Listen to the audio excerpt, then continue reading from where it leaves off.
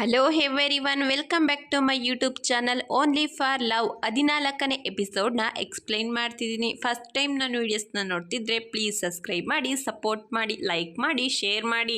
ಶಿಯಾನ್ ಶೂಯಿನ ಅವ್ನ ಕೋಟಿಂದ ಕವರ್ ಮಾಡ್ಕೋತಾನೆ. ಆಗೋಳು ಹೇಳ್ತಾಳೆ, ನೀವು ನನ್ನ ಜೊತೆ ಇದ್ರೆ ನಾನು ಡೇಟಿಂಗ್ ಅಲ್ಲಿ ಇದ್ದೀನಿ ಅಂತ ಅನ್ಸುತ್ತೆ. ನೀವು ನನ್ಗಾಗಿ ಇಲ್ಲಿ ಎಷ್ಟೊತ್ತಿಂದ ಕಾಯ್ತಿದ್ದೀರಾ ಅಂತ ಕೇಳ್ತಾಳೆ. ಆಗ ಶಿಯಾನ್ ಹೇಳ್ತಾನೆ, ಒಂದೇ ಸಾರಿ ನಿನ್ ತಲೆಲಿ ಇಷ್ಟೊಂದು ಪ್ರಶ್ನೆ ಹೇಗ್ ಬರುತ್ತೆ? ಆಗ ಶೂಯಿ ಹೇಳ್ತಾಳೆ, ನಿಮ್ ಗರ್ಲ್ ಫ್ರೆಂಡ್ ಆದ್ಮೇಲೆ ಎಲ್ಲಾ ವಿಷಯನೂ ನಾನು ತಿಳ್ಕೊಬೇಕಲ್ವಾ? ಶಿಯಾನ್ ಅವಳಿಗೆ ಏನನ್ನೋ ಹೇಳ್ಬೇಕು ಅಂತ ಅನ್ಕೋತಾನೆ. ಅದೇ ಸಮಯಕ್ಕೆ ಶೂಯಿಗೆ ಅವ್ರ ಅಮ್ಮನಿಂದ ಕಾಲ್ ಬರುತ್ತೆ. ಶೂಯಿ ಶಿಯಾನ್ಗೆ ಹೇಳ್ತಾಳೆ, ನಮ್ಮಮ್ಮ ಕಾಲ್ ಮಾಡ್ತಿದ್ದಾರೆ. ಆಗ ಶಿಯಾನ್ ಹೇಳ್ತಾನೆ, ನೀನು ಮನೆ ಒಳಗಡೆ ಹೋಗು, ಇಲ್ಲಿ ತುಂಬಾ ಚಳಿ ಇದೆ. ಶೂಯಿ ಶಿಯಾನ್ಗೆ ಬಾಯ್ ಹೇಳಿ ಅವ್ರ ಅಮ್ಮನ ಜೊತೆ ಫೋನಲ್ಲಿ ಮಾತಾಡಾದ್ಮೇಲೆ ರೂಮ್ ಒಳಗಡೆ ಬರ್ತಾಳೆ.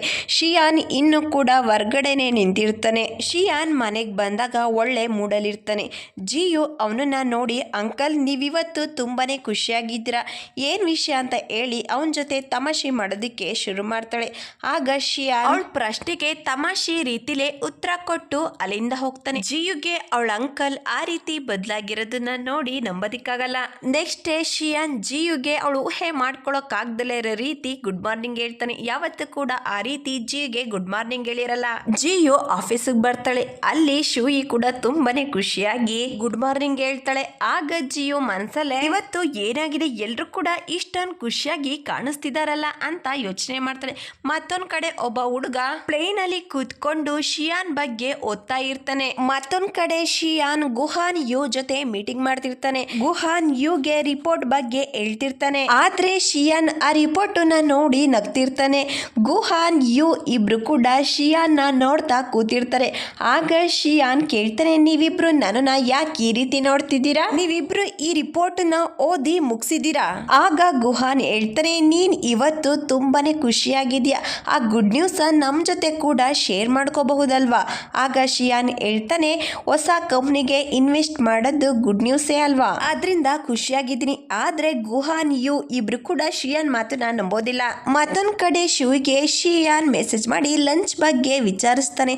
ಶೂಯಿ ಫೋಟೋ ತೆಗೆದು ಶಿಯಾನ್ಗೆ ಸೆಂಡ್ ಮಾಡ್ತಾಳೆ. ಆಗ ಶಿಯಾನ್ ಹೇಳ್ತಾನೆ, ನನ್ನ ಗರ್ಲ್ ಫ್ರೆಂಡ್ ತುಂಬಾ ಚೆನ್ನಾಗಿ ಊಟ ಮಾಡಬೇಕು. ಆಗ ಶೂಯಿ, ನೀವು ನನ್ನನ್ನ ಡಿನ್ನರ್ಗೆ ಕರ್ಕೊಂಡು ಹೋಗಬಹುದು ಅಂತ ಹೇಳ್ತಾಳೆ. ಆಗ ಶಿಯಾನ್, ಇವತ್ ರಾತ್ರಿ ನಾನು ಬ್ಯುಸಿ ಆಗಿದ್ದೀನಿ, ವೀಕೆಂಡ್ ಡಿನ್ನರ್ಗೆ ಕರ್ಕೊಂಡು ಹೋಗ್ತೀನಿ ಅಂತ ಮೆಸೇಜ್ ಮಾಡ್ತಾನೆ. ಅದನ್ನ ಕೇಳಿ ಶೂಯಿಗೆ ತುಂಬಾನೇ ಖುಷಿ ಆಗುತ್ತೆ. ಅವಳು ಕೂಡ ಅವನ್ ಮಾತ್ಗೆ ಒಪ್ಕೋತಾಳೆ. ಜಿಯು ಶೂಯಿ ಮೆಸೇಜ್ ಮಾಡ್ತಿರೋದನ್ನ ನೋಡಿ ಅವಳ ಹತ್ರ ಬಂದು ಕೇಳ್ತಾಳೆ, ನೀವು ಪ್ರೊಫೆಸರ್ ಯುಗೆ ಮೆಸೇಜ್ ಮಾಡ್ತಿದ್ದೀರಾ? ಆಗ ಶೂಯಿ ಹೇಳ್ತಾಳೆ, ನಾನು ಯುನ ಫ್ರೆಂಡ್ ರೀತಿ ಟ್ರೀಟ್ ಮಾಡ್ತೀನಿ, ನನ್ನ ಅವರ ಮಧ್ಯ ಆ ರೀತಿ ಎಲ್ಲ ಏನೂ ಇಲ್ಲ. ಆಗ ಜಿಯು ಕೇಳ್ತಾಳೆ, ನೀವು ಇಷ್ಟಪಡೋರ್ಗೆ ನೀವು ಸೂಟ್ ಆಗ್ತೀರಾ?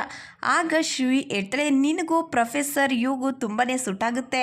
ಅದನ್ನ ಕೇಳಿ ಜಿಯುಗೆ ತುಂಬಾನೇ ಖುಷಿ ಆಗುತ್ತೆ. ಮತ್ತೊಂದ್ ಕಡೆ ಗುಹಾನ್ ಬಾಯ್ ಕೆಲಸ ಮಾಡೋ ಕಂಪ್ನಿ ಹತ್ರ ಬಂದು ಹೊರ್ಗಡೆ ಕಾಯ್ತಾ ನಿಂತಿರ್ತಾನೆ. ಬಾಯ್ ಹೊರ್ಗಡೆ ಬರ್ತಿದ್ದಾಗೆ ಗುಹಾನ್ ನ ನೋಡಿ, ನನಗ್ ಬೇರೆ ಅಪಾಯಿಂಟ್ಮೆಂಟ್ ಇದೆ ಅಂತ ಹೇಳ್ತಾಳೆ. ಆಗ ಗುಹಾನ್ ಹೇಳ್ತಾನೆ, ನಾವಿಬ್ರು ಜೊತೆಲಿ ಊಟಕ್ಕೆ ಹೋಗೋಣ, ಇಂಪಾರ್ಟೆಂಟ್ ವಿಷಯನ ನಿನ್ ಜೊತೆ ಮಾತಾಡ್ಬೇಕು. ಆಗ ಬಾಯ್ ಕಾರ್ ಒಳಗಡೆ ಕೂತ್ಕೊಂಡು ಮಾತಾಡಬಹುದಲ್ವಾ? ಬಾಯ್ ಕಾರ್ ಒಳಗಡೆ ಕೂತ್ಕೋತಿದ್ದಾಗೆ ಗುಹಾನ್ ದೊಡ್ಡದೊಂದು ಹೂವಿನ ಬಕ್ಕೆನ ಅವಳಿಗಾಗಿ ಕೊಡ್ತಾನೆ. ಅವನ್ ಹೇಳ್ತಾನೆ, ಇದು ನಿನ್ಗಾಗಿ. ಆಗ ಬಾಯ್ ಅವನಿಗೆ ಥ್ಯಾಂಕ್ಸ್ ಹೇಳ್ತಾರೆ. ಇಬ್ರು ಕೂಡ ಅಲ್ಲಿಂದ ಹೊರಟೋಗ್ತಾರೆ.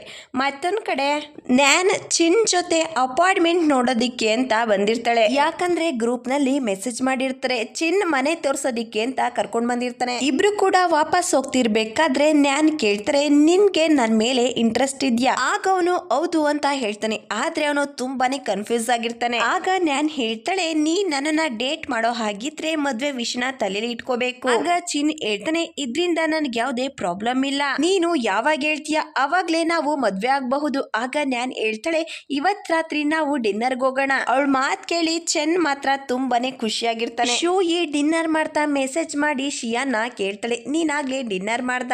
ಆಗ ಶಿಯಾನ್ ಹೇಳ್ತಾನೆ, ಇನ್ನೂ ಇಲ್ಲ, ಸ್ವಲ್ಪ ಸಮಯ ಆದ್ಮೇಲೆ ಚಿನ್ ಶಿಯಾನ್ಗಾಗಿ ಊಟ ತಗೊಂಡ್ ಬರ್ತಾನೆ.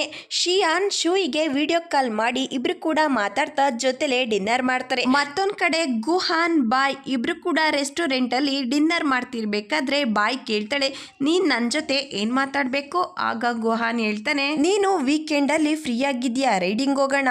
ಆಗ ಬಾಯ್ ಹೇಳ್ತಾಳೆ, ನಾನು ಫ್ರೀ ಆಗಿಲ್ಲ.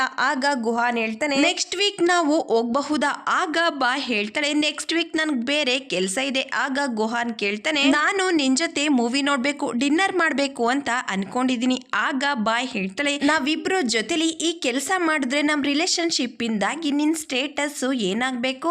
ಆದ್ರೆ ಗುಹಾನ್ ಅವಳ ಮಾತಿಗೆ ಏನನ್ನು ಕೂಡ ಉತ್ತರ ಕೊಡಲ್ಲ. ಆಗ ಬಾಯ್ ಅಲ್ಲಿಂದ ಹೋಗ್ತಾ ಹೇಳ್ತಾಳೆ ನೀನ್ ಇದ್ರ ಬಗ್ಗೆ ಚೆನ್ನಾಗಿ ಯೋಚನೆ ಮಾಡು ಏನ್ ಮಾಡ್ಬೇಕು ಅಂತ. ಮತ್ತೊಂದ್ ಕಡೆ ಶಿಯಾನ್ ಮನೆಗ್ ಬರ್ತಾನೆ. ಜಿಯು ಮನೆಗ್ ಬಂದು ಕೂಡ ಆಫೀಸ್ ವರ್ಕ್ ನ ಮಾಡ್ತಿರ್ತಾಳೆ.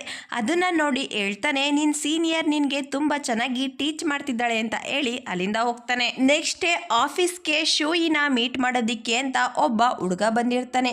ಆ ಹುಡುಗ ಶೂಯಿನ ನೋಡಿದ್ರೆ ಶೂಯಿ ಕೂಡ ಆ ಹುಡುಗನ ನೋಡ್ತಾಳೆ. ಆಗ ಅವನು ಹೇಳ್ತಾನೆ ನನ್ನ ಹೆಸರು ಯಾಂಗಿ ಅಂತ ಹೇಳ್ತಾ ಶಿಯಾನ್ ಇಂಟರ್ವ್ಯೂನ ತೋರಿಸ್ತಾ ನಾನು ಕೂಡ ನಿಮ್ ಜೊತೆ ಇದೇ ರೀತಿ ಇಂಟರ್ವ್ಯೂನ ಕೊಡ್ಬೇಕು ಅಂತ ಅನ್ಕೊಂಡಿದ್ದೀನಿ. ಆದ್ರೆ ನಂದೊಂದು ರಿಕ್ವೆಸ್ಟ್, ನಿಮ್ ಕಂಪ್ನಿ ಕಡೆಯಿಂದ ಡಿಜಿಟಲ್ ಮ್ಯಾಗಝಿನ್ ಅಲ್ಲಿ ಅದು ಪಬ್ಲಿಷ್ ಆಗ್ಬೇಕು. ಆಗ ಶೂಯಿ ಅವ್ರ ಶೆಡ್ಯೂಲ್ ನ ತೋರಿಸ್ತಾ ಇದೆಲ್ಲ ಕಂಪ್ಲೀಟ್ ಆಗ್ದಲೆ ನಿಮ್ ಇಂಟರ್ವ್ಯೂನ ತಗೊಳ್ಳೋದಿಕ್ಕೆ ಆಗೋದಿಲ್ಲ. ಆಗ ಯಾಂಗಿ ಹೇಳ್ತಾನೆ ನಾನು ಸ್ವಲ್ಪ ದಿವಸ ಕಾಯ್ತೀನಿ. ಆಗ ಶೂಯಿ ಹೇಳ್ತಾಳೆ ನಿಮ್ ಬಗ್ಗೆ ನನಗೆ ಏನು ಕೂಡ ಗೊತ್ತಿಲ್ಲ, ನಾನು ಈ ಕೆಲ್ಸನ ಹೇಗ್ ಮಾಡ್ಲಿ.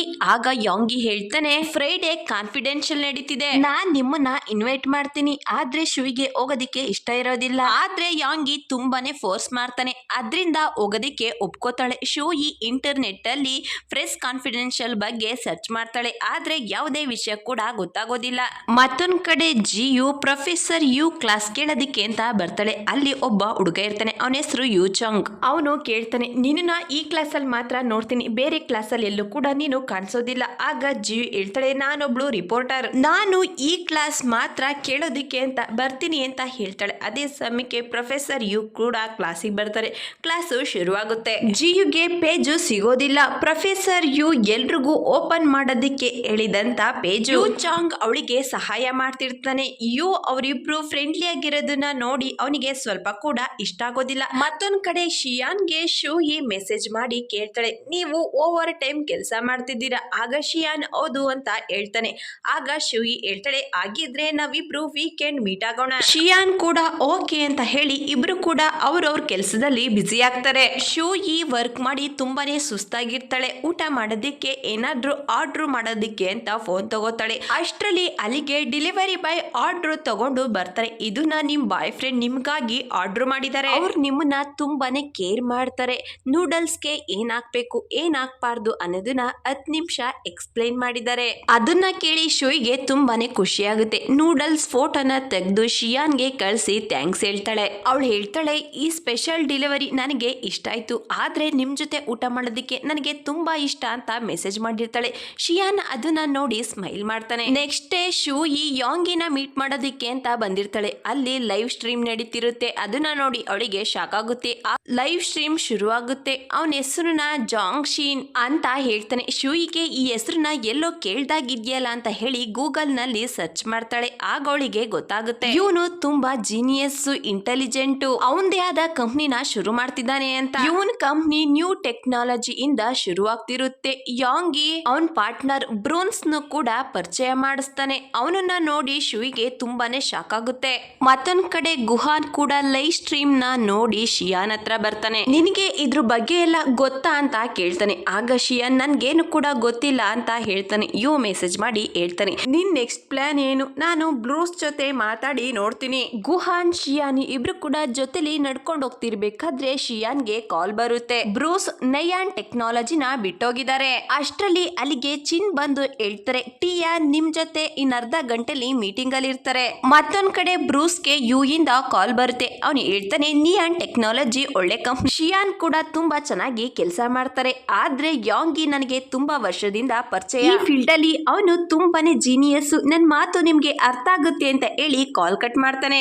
ಮತ್ತೊಂದ್ ಕಡೆ ಯಾಂಗಿ ಶೂಯಿ ಜೊತೆ ಮತ್ತೆ ಇಂಟರ್ವ್ಯೂ ಮಾಡೋದ್ರ ಬಗ್ಗೆ ಕೇಳ್ತಾನೆ. ಆಗೋಳು ಇದ್ರ ಬಗ್ಗೆ ನಾನು ಯೋಚನೆ ಮಾಡಿ ಹೇಳ್ತೀನಿ ಅಂತ ಹೇಳಿ ಅಲ್ಲಿಂದ ಹೊರಟೋಗ್ತಾಳೆ. ಶೂಯಿ ವಾಪಸ್ ಕಾರಲ್ಲಿ ಬರ್ತಿರ್ಬೇಕಾದ್ರೆ ಶಿಯಾನ್ಗೆ ಮೆಸೇಜ್ ಮಾಡಿ ಕೇಳ್ತಾಳೆ ಕಂಪ್ನಿಲಿ ಎಲ್ಲ ಸರಿ ಇದೆಯಾ. ಕಂಪ್ನಿಲಿ ಸಿಚುವೇಶನ್ ತುಂಬಾ ಸೀರಿಯಸ್ ಆಗಿರೋದ್ರಿಂದ ಶಿಯಾನ್ ಶೂಯಿ ಮಾಡಿರೋ ಮೆಸೇಜಸ್ ನ ನೋಡೋದಿಲ್ಲ. ಶೂಯಿ ಶಿಯಾನ್ ಕಂಪ್ನಿ ಹತ್ರ ಬರ್ತಾಳೆ. ಅಸಿಸ್ಟೆಂಟ್ ಚೆನ್ ಹೇಳ್ತಾರೆ ಶಿಯಾನ್ ಆಗ್ಲೇ ಮನೆಗೆ ಹೋಗಿದ್ದಾರೆ. ಮತ್ತೊಂದ್ ಕಡೆ ಶಿಯಾನ್ ತುಂಬಾ ಟೆನ್ಷನ್ ಮಾಡ್ಕೊಂಡು ಮನೇಲಿ ಕೂತ್ಕೊಂಡು ಡ್ರಿಂಕ್ಸ್ ಮಾಡ್ತಿರ್ತಾರೆ. ಅಲ್ಲಿಗೆ ಶೂಯಿ ಬರ್ತಾಳೆ.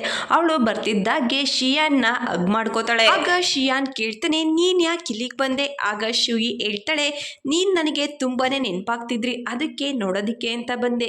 ನೀವು ಡ್ರಿಂಕ್ಸ್ ಮಾಡ್ತಿದ್ರಾ ಅಂತ ಕೇಳ್ತಾಳೆ. ಆಗ ಶಿಯಾನ್ ಹೌದು ಅಂತ ಹೇಳ್ತಾನೆ. ಆಗ ಶಿವಿ, ನೀವೊಬ್ಬರೇ ಯಾಕೆ ಡ್ರಿಂಕ್ ಮಾಡ್ತಿದ್ದೀರಾ, ನಾವಿಬ್ರು ಸೇರಿ ಜೊತೆಲಿ ಡ್ರಿಂಕ್ ಮಾಡೋಣ ಅಂತ ಹೇಳ್ತಾಳೆ. ಇಲ್ಲಿಗೆ ಈ ಸಂಚಿಕೆ ಮುಕ್ತಾಯವಾಗುತ್ತೆ. Thank you for watching.